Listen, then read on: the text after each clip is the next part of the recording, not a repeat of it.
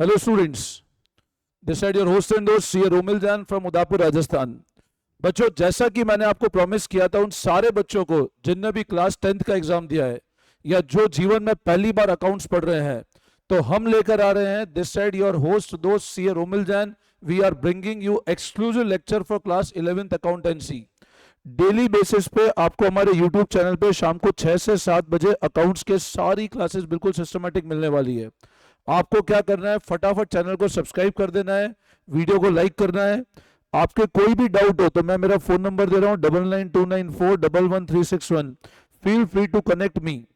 But आपको बहुत अच्छे से पढ़ना है। देखो, आप एक चीज समझो, when you have plan to take commerce in class 11th, जब आपने प्लान कर लिया कि मेरे को कॉमर्स सब्जेक्ट लेना है, तो बच्चों यहां पर एक चीज समझना, अकाउंट सब्जेक्ट अपने आप में बहुत इंपॉर्टेंट रोल प्ले करता है कॉमर्स के अंदर।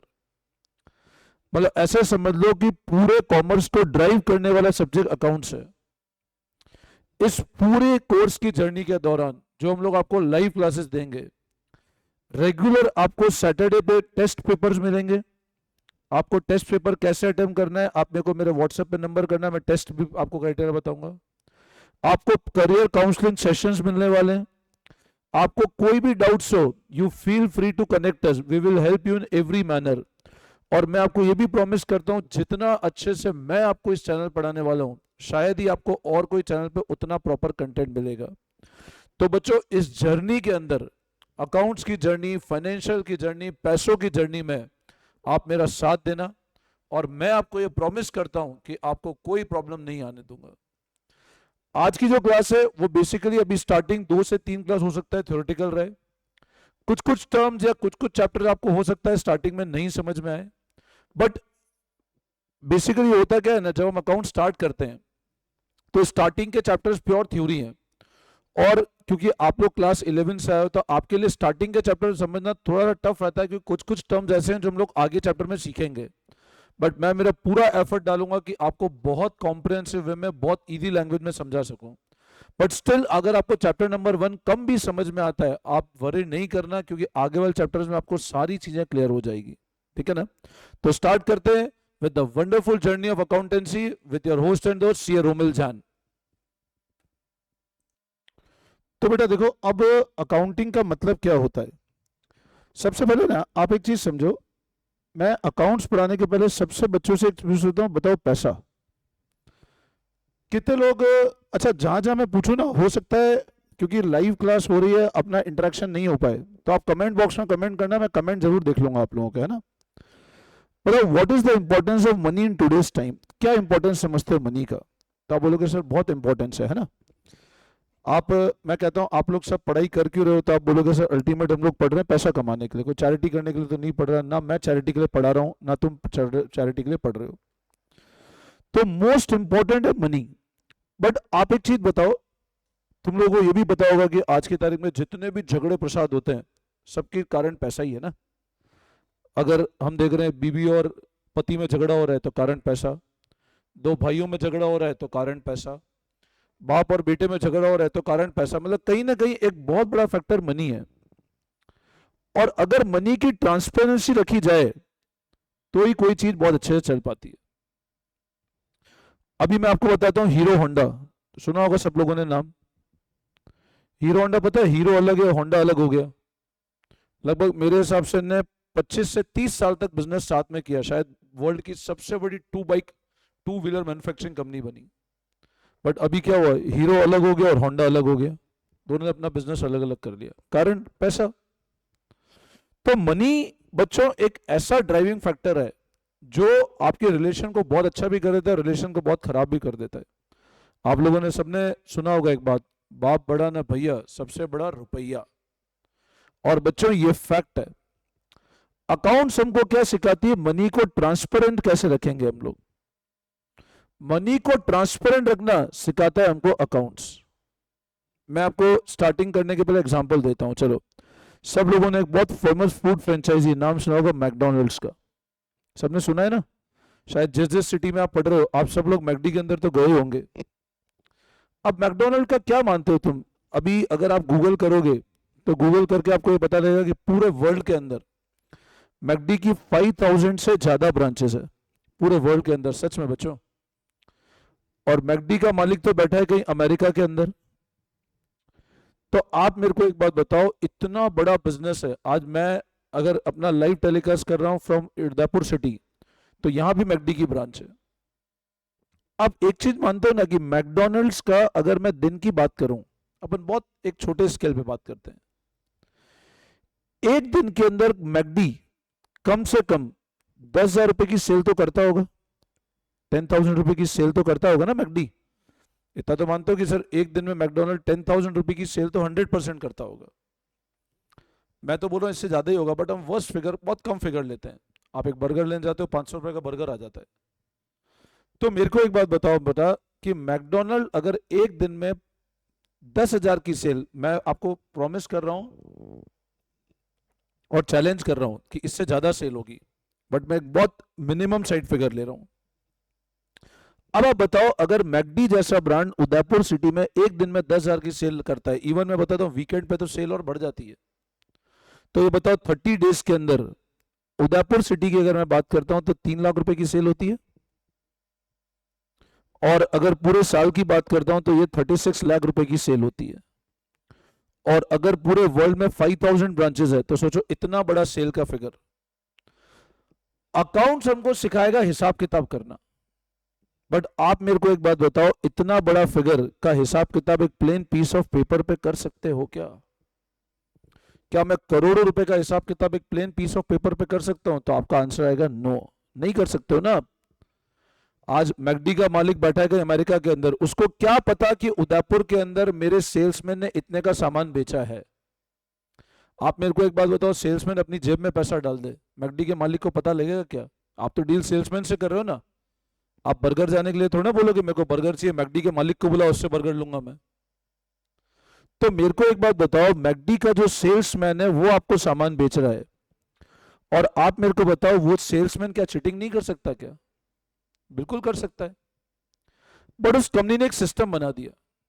वो सिस्टम क्या है कि अगर आपको कोई भी फूड आइटम परचेज करना है, तो सबसे पहले क्या चाहिए आपको? उसका बिल चाहिए। बिल होगा तो आपको फूड आइटम मिलेगा, और वो बिल के थ्रू जब आप फूड आइटम परचेज करोगे, तो मैकडी के मालिक को पता लग जाएगा उदयपुर के इस कोने में मैकडोनल्ड मेरी इतने की सेल हुई है। तभी तो बच्चों बिजनेस बड़ा बनेगा। अकाउंट्स हमको ये सिखाता है कि बिजनेस को बड़ा कैसे करना है, आप कैसे बिजनेस को बढ़ाओगे, ये सिखाएगा अकाउंट्स। कोई भी बड़ी कंपनी, आज तुम किसी बड़ी कंपनी का नाम सोच लो, तुम मारुति का नाम जानते हो, तुम होंडा का नाम जानते हो, तुम हीरो का नाम जानते हो, हुंडई जानते हो, किया जानते हो, सब गाड़ियों के नाम ले लो। हिंदुस्तान जिंक हो गया, हिंदुस्तान यूनिलीवर हो गया, डाबर हो गया। ये कोई भी बिजनेस बिना सिस्टमेटिक अकाउंटिंग के नहीं चल सकते हैं। तो बच्चों अकाउंटिंग हमको क्या सिखाता है? पैसों का सिस्टमेटिक मैनेजमेंट। मैं पहले चैप्टर प्योर थ्योरी चैप्टर है, बहुत प्रैक्टिकल लेकर चलूंगा मैं आपको, ताकि आपको बोर भी नहीं हो। बेटा ये ध्यान रखना, पहला चैप्टर पढ़ के ये इंप्रेशन ड्रॉ नहीं करना कि सब्जेक्ट थ्योरी है, सब्जेक्ट पूरा प्रैक्टिकल है। बट क्योंकि फर्स्ट चैप्टर आपका बेसिक अंडरस्टैंडिंग है, इसलिए थ्योरी मेरे को पढ़ानी पड़ेगी। बट जैसे हम लोग प्रैक्टिकल की तरफ जाएंगे, आपको पढ़ने का बहुत मजा आना चालू हो जाएगा। और मैं आपको प्रॉमिस कर रहा हूं, this will be one of your favourite subject. तो अकाउंट्स हमको ये सिखाता है, मनी का सिस्टमेटिक मैनेजमेंट कैसे करना है, सिखाता है अकाउंट्स। अब अगर मैं बात करता हूं अकाउंट्स की, तो मैं एक बहुत बिल्कुल बेसिक सी पीपीटी आपको बताता हूं। You will be able to learn more with this PPT. देखो ध्यान देना, एक पीपीटी मैं आपके लिए बनाई है मैंने, आपको उस पीपीटी से सब आइडिया लग जाएगा। Accounting blueprint of business reality. ऐसे बिजनेस चलता है मिक्स, कौन कहाँ डील कर रहा है, कौन कहाँ डील कर रहा है। आज मैं पढ़ा रहा हूँ, मेरी डीलिंग मेरे स्टाफ से भी हो रही है, मेरी डीलिंग स्टूडेंट से हो रही है, मेरी डीलिंग गवर्नमेंट से हो रही है, कितने लोगों से डील कर रहा हूँ मैं। कोई मेरे को पैसा दे रहा है, कहीं मैं पैसा ले रहा हूँ, स्कूल से डील कर रहा हूँ, स्कूल में जा रहे हैं हम लोग। तो बताओ कितने बड़े लेवल पे डीलिंग हो रही है हम लोगों की।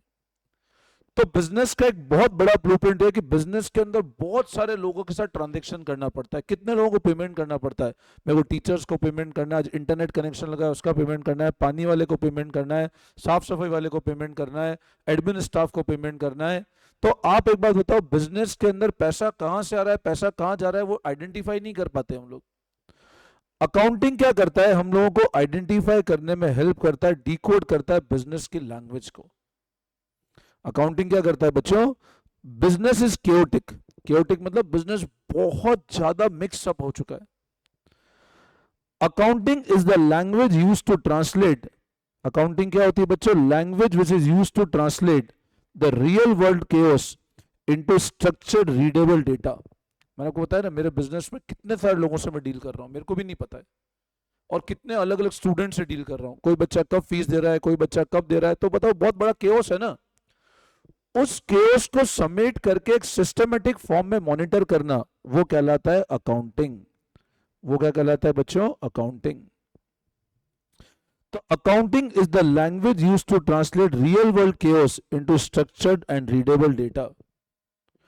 To understand the business you must master the translation pipeline. तो क्या है, इतने सारे लोग बिजनेस से डील कर रहे हैं, उसको सिस्टमेटिक वे में स्ट्रक्चर्ड डेटा ट्रांसलेट करना, ये होता है अकाउंटिंग। बट सर अकाउंटिंग की डेफिनेशन पढ़ा है, तो अगर मैं अकाउंटिंग की डेफिनेशन की बात करता हूं तो ध्यान देंगे डेफिनेशन पे। तो बच्चों देखो आप लोग, अच्छा आप जो कॉपी बनाओगे ना, आप लोग कोशिश करना 2 कॉपी मेंटेन करो। एक तो हमारी यहाँ क्लास वर्क कॉपी रहेगी जिसमें मैं रोज आपको यहाँ पे लिखवाऊंगा, प्लस कुछ क्वेश्चन मैं रेगुलर बेसिस पे होमवर्क भी दूंगा। और जो बच्चे सीरियसली पढ़ना चाहते हैं ना, वो मेरे को अपना नाम और सिटी का नाम जरूर इस नंबर पे व्हाट्सअप कर देना, मैं आपको बहुत डिटेल में सारी चीजें बता दूंगा कैसे पढ़ना है आप लोगों को। अब अकाउंटिंग की अगर हम डेफिनेशन की बात करते हैं, अभी आपको कुछ नहीं लिखना, आपको सिर्फ समझना है एक बार, ठीक है ना। मैं आपको बताऊं क्या लिखना है आपको, और ये नोट्स में आपको प्रॉपर पीडीएफ फॉर्मेट में दे दूंगा। Now accounting is a systematic process of identifying, measuring, recording, classifying, summarizing, interpreting and communicating financial information। फिर से ध्यान देना, अकाउंटिंग का मतलब क्या है? It is the systematic process of identifying, पहला होता है आइडेंटिफाई करना, ये सारी चीजें अपन डिविजन पढ़ेंगे, आप लोग नोटिंग कर सकते हो नोटिंग करना चाहो तो। Accounting is a systematic process of identifying, measuring, recording मतलब आइडेंटिफाई करना, मेजर करना। मैंने आपको देखो पहले ही बताया ये चैप्टर थोड़ा सा बोरिंग हो सकता है, इसलिए घबराना नहीं और छोड़ के जाना नहीं। Is a process of identifying, measuring, record करना, क्लासिफाई करना, समराइज करना, इंटरप्रीट करना और कम्युनिकेट करना। अब हम सारे टर्म को 1 बाय 1 पढ़ेंगे। मतलब बहुत सिंपल सी बात है, accounting is a art of measurement of all financial transaction. मतलब सारे ट्रांजैक्शन जिसको हम फाइनेंशियल फॉर्म में मेजर कर सकते हैं, फाइनेंशियल पैसों में जिसको मेजर कर सकते हैं, उसको सिस्टमेटिक वे में स्ट्रक्चर्ड डेटा में प्रेजेंट करना और कम्युनिकेट करना जिसको जरूरत है। आज जैसे मान लो मेरा बिजनेस है, मेरे स्टाफ ने फीस रिसीव करी, अब स्टाफ ने फीस रिसीव करी तो वो क्या करता है, मेरे को रोज शाम को स्ट्रक्चर्ड डेटा देता है कि सर आज इतना पैसा आया, तो मैं यूजर हो गया, मेरे को कम्युनिकेट हो रहा है ना चीजें। तो अकाउंटिंग का मतलब क्या होता है? It is a process of identifying, measuring, recording, classifying, summarising, interpreting and communicating the financial information. ठीक है, तो क्या करना है? अकाउंटिंग मतलब आइडेंटिफाई करना, मेजर करना, सबसे पहले आइडेंटिफाई मेजर ध्यान रखो, फिर रिकॉर्ड करना, क्लासिफाई करना ध्यान रखो, फिर समराइज और इंटरप्रेटिंग और कम्युनिकेशन। मैं आपको शॉर्ट फॉर्म बता देता हूं अभी इसका, ठीक है ना। तो लिखेंगे आप लोग, एक बार कॉपी के अंदर लिखें, अकाउंटिंग मीन्स, लिखें आप लोग सब कॉपी में, accounting means identification, accounting means identification, measurement, codeword ध्यान रखना, IM, आइडेंटिफाई करना, मेजर करना, रिकॉर्ड करना, क्लासिफाई करना। Accounting is a art of identifying, measurement, recording, art of identifying, measurement, recording, classification. अपन अभी सारे टर्म 1 बाय 1 पढ़ेंगे है ना। Classification, summarising, analyzing and communicating. Accounting is the art of identifying, measuring, recording, classifying, summarizing, analyzing and communicating the financial information and communicating the financial information. ये complete assembly line है accounts का, major करना, classify करना और analyse करना, मतलब तीन चीज ध्यान रख लो तुम लोग। तो अब आप एक बात बताओ, अकाउंटिंग का मतलब क्या हुआ बच्चों? सर अकाउंटिंग का मतलब हुआ क्या? बोलो, आइडेंटिफाई, बोलेंगे आप बस, आइडेंटिफाई, मेजर, बोलो बोलो बोलो फटाफट, आइडेंटिफाई, मेजर, रिकॉर्ड करना, क्लासिफाई करना, समराइज करना, एनालिसिस एंड इंटरप्रिटेशन। देखो पहले आइडेंटिफाई करो ट्रांजैक्शन को, मनी में है कि नहीं, अगर मनी में है तो उसको रिकॉर्ड करो, क्लासिफाई करो, समराइज करो, एनालाइज और इंटरप्रेट करो, ये अकाउंटिंग होती है। अब हम वन बाय वन सारे टर्म को समझते हैं, सबसे पहले ध्यान देंगे आप लोग नाउ। तो देखो अब ध्यान देंगे आगे। Now what is accounting and what are the characteristic, अभी मैंने आपको बताया। तो पहला क्या होता है? आइडेंटिफाई करना फाइनेंशियल ट्रांजैक्शन। अब आइडेंटिफिकेशन का मतलब क्या होता है? तो बच्चों आप एक चीज समझना, आइडेंटिफिकेशन मतलब अकाउंटिंग क्या करता है, सबसे पहले आइडेंटिफाई करता है कि क्या कोई पर्टिकुलर ट्रांजैक्शन को हमको रिकॉर्ड करना भी है कि नहीं करना है। तो आइडेंटिफाई मतलब, अब अच्छा, अब आपको ये ध्यान, सिर्फ बोल्ड पॉइंट ध्यान, अंदर कंटेंट रटने की जरूरत नहीं है आप लोगों को, है ना, एक नॉर्मल समझ लो, इट इज इनफ। तो accounting record only those transaction event which can be measured in terms of money. This involves identifying those transactions that are part of economic activity, for example purchase of raw material, sale of finished goods. Such transactions identify with the help of bill and receipt। ये बाद में देखते हैं। तो accounting सिर्फ उन transaction को record करेगा जो किस में मेजर कर सकते हैं हम लोग, मनी के फॉर्म में। मतलब अकाउंटिंग सिर्फ वो ट्रांजेक्शन को आइडेंटिफाई करता है जिसको आप मनी के फॉर्म में मेजर कर सकते हो। सेकेंड होता है मेजरमेंट करना उन ट्रांजेक्शन का। अब है ना, आप एक चीज समझो, आज कोई ट्रांजेक्शन हुआ, आप लोगों ने बार्टर सिस्टम सुना होगा जहां गुड्स टू गुड्स एक्सचेंज होता था, उसको रिकॉर्ड नहीं कर सकते आप। बट आप एक चीज समझो, वो ट्रांजेक्शन आज जैसे मान लो आप मेरे यहां पढ़ने आए, आपने पूछा सर फीस कितनी है, मैंने कहा मान लो फीस 5,000 रुपए, तो अपन ने इस ट्रांजेक्शन को मेजर किया ना in the form of money, किया ना।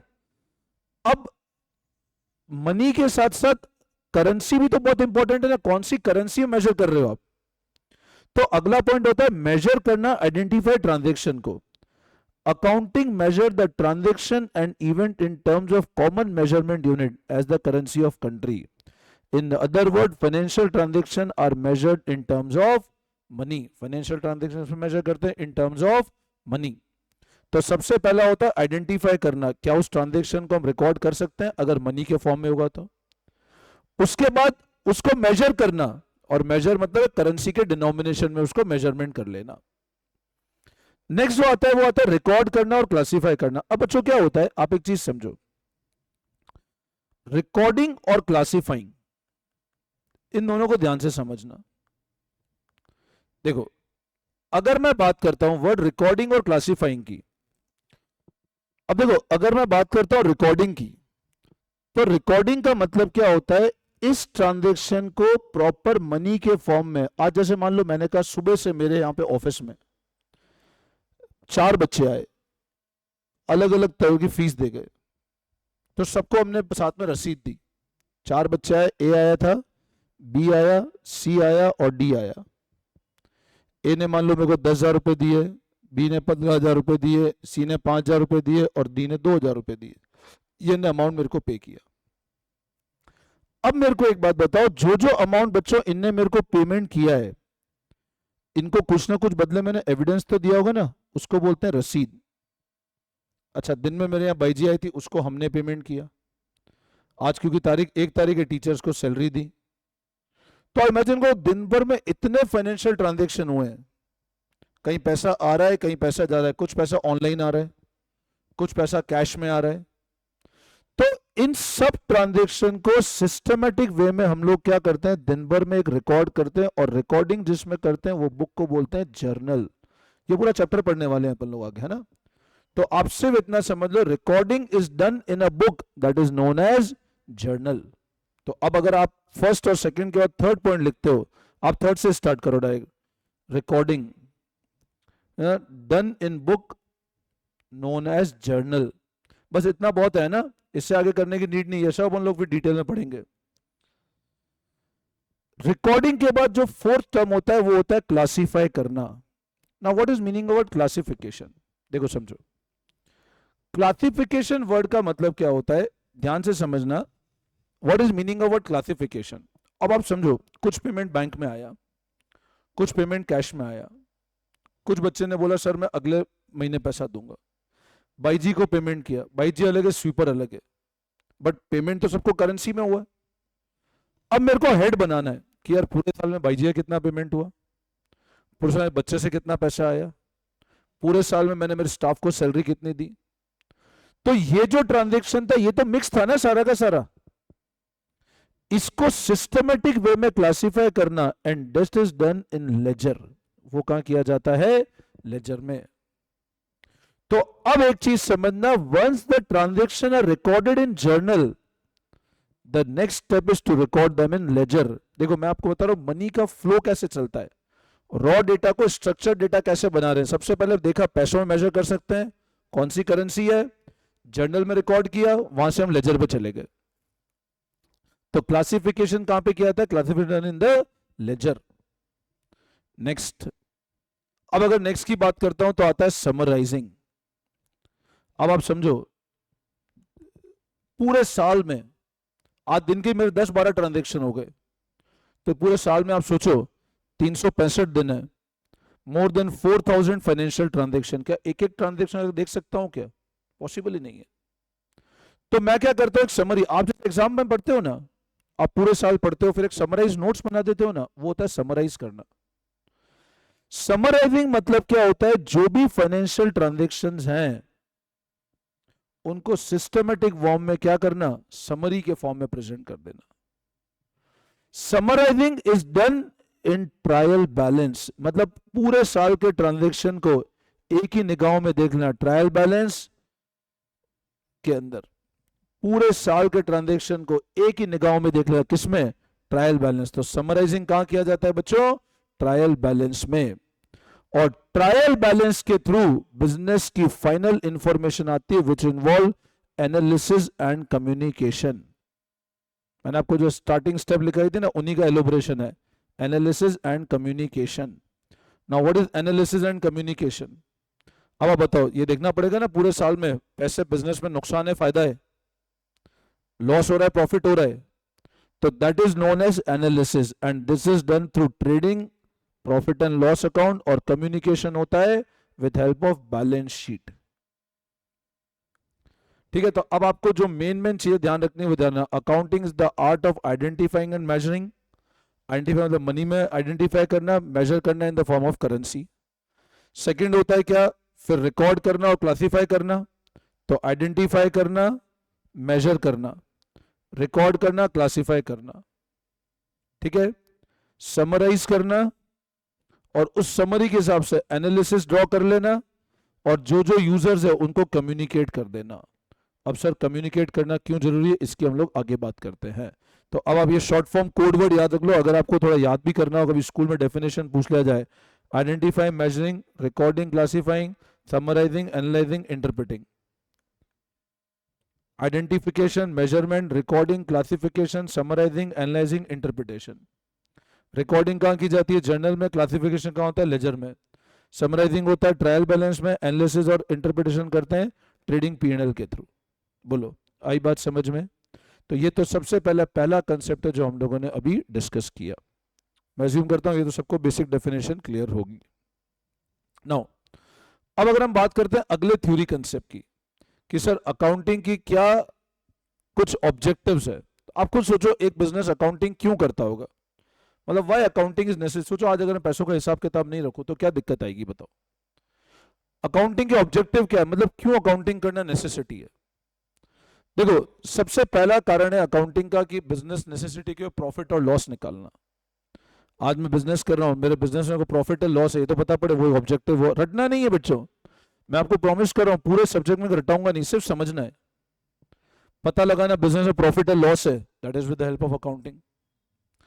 अकाउंटिंग के प्रॉपर रिकॉर्ड्स मेंटेन करना, बिजनेस का डेटा आज से 5 साल बाद भी अगर कोई आ जाए, तुमने सुना इनकम टैक्स, इनकम टैक्स कानून के अंदर ये प्रावधान है कि आपने अगर आज प्रॉफिट कमाया और सरकार को टैक्स नहीं दिया तो सरकार 5 साल बाद भी आके पैसा लग सकती है आपसे। तो अकाउंटिंग के रिकॉर्ड प्रॉपर मेंटेन करने हैं अपने को, ये ऑब्जेक्टिव है अकाउंटिंग का। बिजनेस की फाइनेंशियल, तो आप लिख लो एक बार, सब लोग मेन पॉइंट्स लिखते जाएं एक बार ताकि क्लियर हो जाएगा आप लोगों को।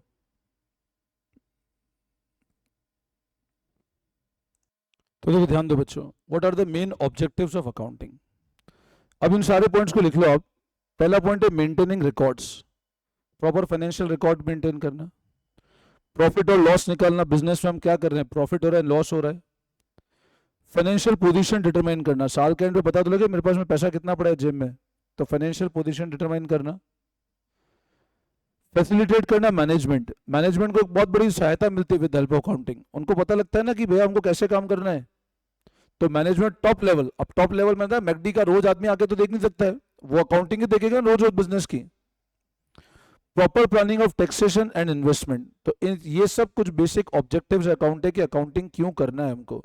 रिकॉर्ड मेंटेन करना, प्रॉफिट और लॉस आइडेंटिफाई करना, फाइनेंशियल पोजीशन डिटरमाइन करना, मैनेजमेंट को सपोर्ट करना और प्रॉपर टैक्स की प्लानिंग करना है। इन्वेस्टमेंट, आपको कोई इन्वेस्टमेंट करना है, अकाउंटिंग आपको पता ही नहीं पैसा कितना है, तो अकाउंटिंग के मेन ऑब्जेक्टिव्स आर दीज। तो ये अच्छे से आप लर्न कर लेना, आपको बिल्कुल देखो ये चैप्टर प्योर थ्योरी है इसलिए मैं थोड़ा सा स्पीड अप ले रहा हूँ इस चैप्टर को, है ना, इसमें बहुत ज्यादा आपको पढ़ने की नीड है नहीं, एक बेसिक आइडिया होना चाहिए आपको इस चैप्टर का, ठीक है ना। नाउ अब अगला आता है कि सर अकाउंटिंग के मेन यूजर्स कौन है। अब देखो यूजर अकाउंटिंग के इंटरनल भी हो सकते हैं, एक्सटर्नल भी हो सकते हैं। इंटरनल मतलब बिजनेस के अंदर के लोग जिन जिनको इन्फॉर्मेशन चाहिए, और एक्सटर्नल बाहर के लोग जो डील कर रहे हैं। अब इंटरनल में कौन कौन हो सकता है, ओनर जो बिजनेस का मालिक है वो अकाउंटिंग का यूजर है। Management, top level management accounting का यूजर होगा। एम्प्लॉय एंड वर्कर, उनको अकाउंटिंग की जरूरत पड़ेगी कि भाई अब कंपनी कितना कमा रही है, हमको आगे काम करना है नहीं करना, मेरी सैलरी कैसे डिसाइड होगी। एक्सटर्नल यूजर क्या होता है, बैंक में लोन लेने गए तो बैंक आपकी अकाउंटिंग पोजीशन मांगेगा कि भैया आपकी अकाउंटिंग दो तो हम लोन देंगे। तो इंटरनल में तो कौन कौन हो गया, ओनर्स हो गए, मैनेजमेंट हो गए, एम्प्लॉय वर्कर्स, ये तो इंटरनल यूजर्स है, किस किस को काम आएगी अकाउंटिंग की। एक्सटर्नल बैंक हो गए जो आपको लोन देते हैं। इन्वेस्टर्स हो गए जो आपकी कंपनी में पैसा डालना चाहते हैं, वो तभी तो पैसा डालेंगे जब उनको लगेगा कंपनी वर्थ है कि नहीं है। क्रेडिटर्स, जो अब क्रेडिटर टर्म आपको अभी नहीं पता होगा, मैं क्योंकि चैप्टर अगले चैप्टर में समझ में आ जाएगा, क्रेडिटर अभी मैं छोड़ देता हूँ टर्म। गवर्नमेंट, अब जो लोग प्रैक्टिकली आपसे सरकार से टैक्स कलेक्ट कर रहे हैं, आपसे टैक्स ले रहे हैं, तो कैसे पता लगेगा, government and it's authority. Researchers, consumer जो कस्टमर है, और पब्लिक। मैं आपको इसे एग्जांपल से बताता हूं, देखो अकाउंटिंग की क्या नेसेसिटी और कौन कौन यूजर्स हैं, एग्जांपल समझते हैं। देखो हम लोग, देखो मैं यूजर्स के अंदर है ना आपको एग्जांपल समझाता हूं। मैंने आपके सामने एक शेयर मार्केट की स्क्रीन खोली है, एमआरएफ लिमिटेड। कितने का शेयर नजर आ रहा है इसका, 1,29,300। ये शेयर मार्केट है, शेयर मार्केट भी आगे समझ आएगा, बहुत मजा आने वाला है पढ़ने का। अभी एमआरएफ कंपनी के अंदर अगर मैं पैसा डालना चाहता हूं तो आज एक शेयर की रेट है 1,29,300 रुपए का शेयर है। अब मैं आपसे पूछता हूं, बताओ मेरे को पैसा डालना है कि नहीं डालना है, हाउ विल यू डिसाइड। क्या देखोगे इस कंपनी का कि सर हमको पैसा डालना ही डालना है। कमेंट बॉक्स में कमेंट करके बताना सर कंपनी प्रॉफिट कमा रही नहीं कमा रही, कंपनी की सेल क्या है, कंपनी का परचेज क्या है, कंपनी काम कैसे कर रही है, ये देखोगे ना। आप देखते हो इस कंपनी की क्या सेल है, अब कंपनी की सेल आपको दिख रही है, ये यहां से पता लग रही है सेल आपको, मार्केट कैप इतना है, इतना कंपनी डिविडेंड दे रही है, दिख रहा है कोई फिगर्स दिख रहे हैं आपको कुछ। अभी फिगर्स सब कहां से आए, आज सोचो इस कंपनी में पैसा डालना है, ये कल से कंपनी डूब, आज मैंने पैसा लगाया और न्यूज आई कल ये कंपनी डूब गई, तो आप बताओ आपका नुकसान हो जाएगा ना। इसका मतलब आपने कंपनी की अकाउंटिंग देखे बिना इंफॉर्मेशन, आज आप कहते हो आपको मुझसे पढ़ना है तो आप मेरे रिजल्ट देखोगे सर आपका रिजल्ट बताओ, तो रिजल्ट कैसे बताऊंगा, मैंने पूरे साल जो काम किया बच्चों पे उनका आउटपुट क्या है, वो तो रिजल्ट है मेरा। तो ये कंपनी के अंदर अगर मैं पैसा डालना है और सोचो कल ये कंपनी डूब जाए तो आप क्या करोगे बताओ।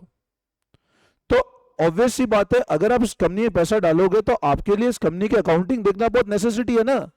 आज ये कंपनी बोल रही है हमारा, मान लो मैं आपको मार्केट कैप, मैं आपको एक छोटा सा एग्जांपल बताता हूं, आप समझ लो ये 54.84 जो फिगर दिख रहा है ये कंपनी की सेल है।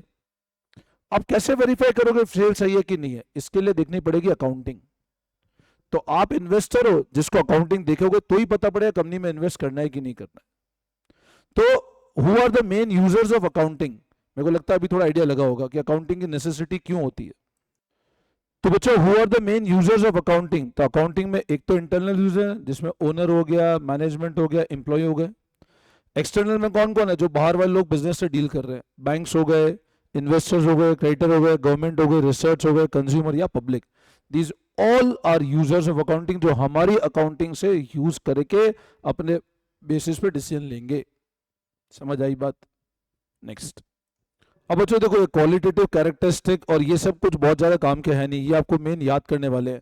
मैं आपको अगले चैप्टर जो लेंगे अकाउंटिंग टर्म, उसमें से एक एक चीज़ मैं आपको ढंग से बताऊंगा, क्योंकि ये तो प्योर थ्योरी, एक मैंने बेसिक इंट्रोडक्शन लिया है आप लोगों का, है ना।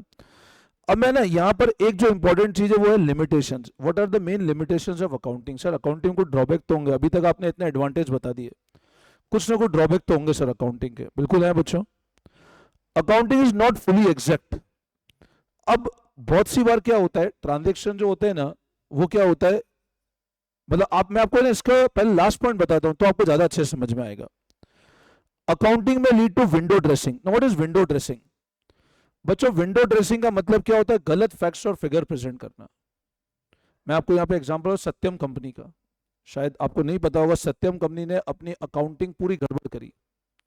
और अकाउंटिंग मतलब आज जैसे मान लो मेरी सेल 10,000 की है, मैं उसको 20,000 रुपए की सेल बता दिया, खर्चे 5,000 के, मैं 2,000 खर्चे बता दिए, सेल को बढ़ा दिया, खर्चे कम कर दिए, तो ऑटोमेटिक बिजनेस का प्रॉफिट बढ़ गया। तो विंडो ड्रेसिंग मतलब गलत इंफॉर्मेशन देना। मैंने अभी आपको बताया था, एक शेयर बताया एमआरएफ का, कंपनी बोल रही है हमारी साल की 50 करोड़ की सेल हुई, बट वो तो कंपनी ने सेल करी, कंपनी बता रही है हमने सेल करी, आपको मानना पड़ेगा। विंडो ड्रेसिंग मतलब होता है गलत फैक्ट्स और फिगर प्रेजेंट करना। तो अकाउंटिंग का जो मेन लिमिटेशन है that is window dressing. Accounting ignore the effect of price level changes. महंगाई को मेजर नहीं करती अकाउंटिंग। पिछले साल का प्रॉफिट 5,000 है, इस साल का प्रॉफिट 7,000 है, अकाउंटिंग बोली कि 2,000 का प्रॉफिट हुआ है, मतलब बिजनेस अच्छा प्रॉस्पर कर रहा है। बट महंगाई बढ़ी तो वो भी तो देखना पड़ेगा ना। मैं प्रॉफिट तो कमा रहा हूं, मान लो मेरा प्रॉफिट 5,000 7,000 हुआ, बट महंगाई मान लो 3,000 बढ़ गई, तो प्रॉफिट का मतलब ही नहीं है। तो अकाउंटिंग इन्फ्लेशन को इग्नोर करता है, क्वालिटेटिव एलिमेंट इग्नोर करता है। अकाउंटिंग से क्वांटिटेटिव ट्रांजैक्शन रिकॉर्ड करता है, जिसको पैसों में मेजर कर सकते हो। आपका और मेरा रिलेशन बहुत अच्छा है, उसको अकाउंटिंग रिकॉर्ड नहीं कर सकता। अनरियलिस्टिक इंफॉर्मेशन, बहुत सी बार अकाउंटिंग रियलिस्टिक इंफॉर्मेशन प्रेजेंट नहीं करता है। And accounting is not fully exact. तो ये कुछ एक बेसिक लिमिटेशन है जो आपको ध्यान रखने हैं, ठीक है ना। तो बच्चों ये एक बहुत बेसिक कंसेप्ट है अकाउंटिंग का। इसके अलावा भी हम लोग बहुत डिटेल में, फर्स्ट चैप्टर मेरे हिसाब से इट्स इनफ। फर्स्ट चैप्टर में से बहुत ज्यादा एक और कंसेप्ट मिलेगा अपने को, बुक कीपिंग और अकाउंटिंग का। बुक कीपिंग क्या होता है, मैं इसको भी सिर्फ याद कर लेना एक बार, क्योंकि बुक कीपिंग का मतलब क्या होता है, एक बेसिक मतलब क्लर्क जो काम करता है, जिसमें बुक कीपिंग मतलब क्या होता है, primary stage of accounting which is mainly concern with recording, classifying और समराइजिंग। मतलब बहुत छोटा फॉर्म है अकाउंटिंग का बुक कीपिंग। बट सब लोगों को कम्युनिकेट करना, लोगों को बताना मतलब अकाउंटिंग कैसी है, वो अकाउंटिंग है। मतलब दो तरीके अकाउंटिंग करने के, book keeping, accounting. Book keeping तो चलता ही नहीं है अब। तो अकाउंटिंग मतलब क्या होता है, ब्रॉड वे। अपन ने जितने फंक्शन देखे थे ना स्टार्टिंग में, identify, measure, recording, classifying, summarising, उसमें स्टार्टिंग के 2 या 3 फंक्शन बुक कीपिंग में। Analysis, communication, this all is a part of accounting. आई बात समझ में? तो बच्चों I think this is enough in the first chapter, no need to study more in this chapter, ठीक है ना, इट्स इनफ। और अपन लोग आगे जब बढ़ेंगे तो और डिटेल में फर्स्ट चैप्टर को पढ़ेंगे। मैंने स्टार्टिंग में बोल दिया फर्स्ट चैप्टर एक बेसिक थ्योरी चैप्टर है, आपको एक बेसिक आइडिया होना चाहिए। कल से मैं आपको बेसिक अकाउंटिंग टर्म्स लूंगा and that will be very interesting. तो don't miss to attend the class of tomorrow. Still, if you have any confusion, feel free to connect me on my number 9929411361. Thank you, बच्चों. Best of luck. Your host and host Romil Jain signing off from now and meet you tomorrow at the same time. Thank you, बच्चों.